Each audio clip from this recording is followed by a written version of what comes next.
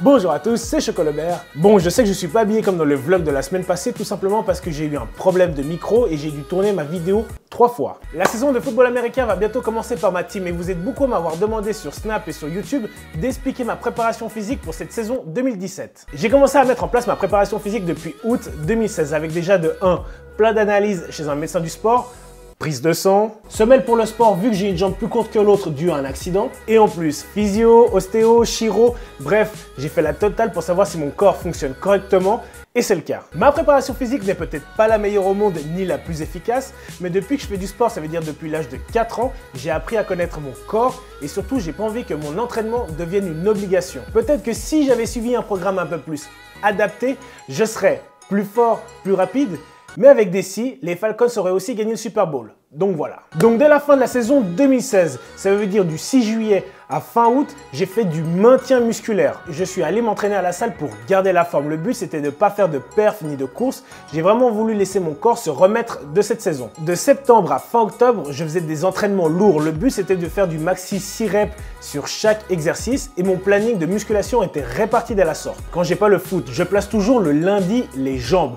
Tout simplement parce que de 1, c'est le jour où j'ai le plus de patates. Et de 2, comme le lundi, c'est le fameux jour international du chest day, j'ai toutes les machines des jambes libres pour moi. Les choses sérieuses ont vraiment commencé à partir du début novembre jusqu'à fin décembre, car nous avions repris les entraînements de PPG, comme vous avez pu voir sur les vidéos.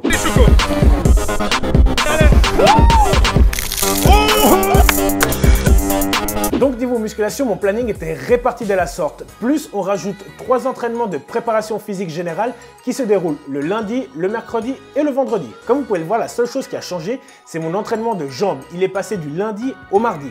Pourquoi? Tout simplement parce que si je fais les jambes le lundi, je mets de la pré-fatigue sur mes jambes. Donc pour l'entraînement du soir, je ne serai pas performant et je ne pourrai pas courir à mon maximum. Pour vous expliquer un peu comment je procède pour mes entraînements, la seule chose que je sais quand je vais à la salle, c'est quels muscles je vais travailler.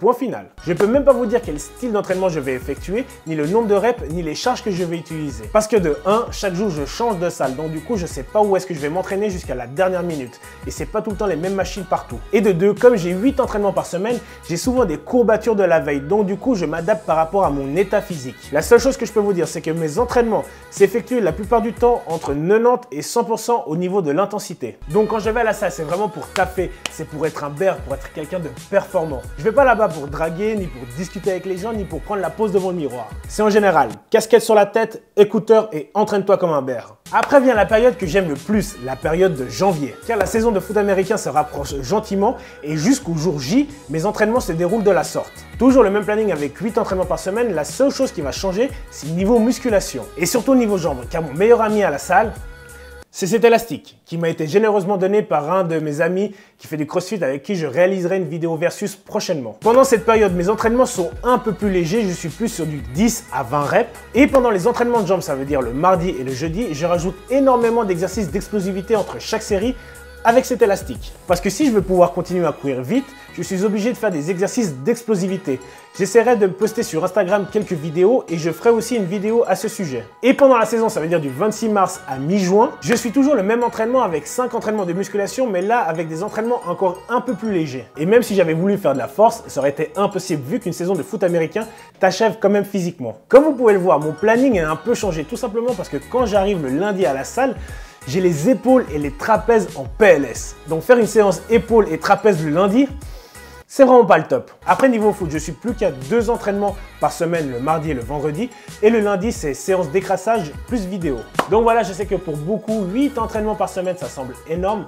Moi, c'est tout simplement un rythme de vie que j'ai depuis l'âge de mes 16 ans. Donc c'est devenu quelque chose de normal. Le maximum que je me suis entraîné, c'est 11 fois par semaine. Et franchement, ça m'a pas apporté grand chose. Les 2 seules règles que je peux vous donner. De 1, si tu veux pouvoir courir vite, tu es obligé de faire des séances de musculation au niveau des jambes. Et s'il vous plaît, arrêtez de dire « ouais, mais je cours déjà sur le terrain ». C'est pas suffisant. 2, entraînez-vous comme des bears. Si tu peux seulement aller 2 fois à la salle, fais en sorte que ces 2 fois que tu vas soient efficaces. Je vais vous dire une phrase qui m'a marqué et qui me marquera à vie. Un sportif n'attendra pas que le coach le regarde pour donner le 100% de soi-même. Depuis que j'ai lu cette phrase à la salle, j'essaye à chaque fois de donner le 100% de moi-même. Pas pour impressionner les autres, non. C'est tout simplement une histoire de satisfaction personnelle et de se dire dans la tête « je l'ai fait ». Donc voilà, si tu as kiffé la vidéo, n'oublie pas de lâcher un gros développé du pouce bleu en bas. Et si tu veux partager la vidéo avec tes potes bears ou me suivre, tu cliques en bas. On se revoit bientôt.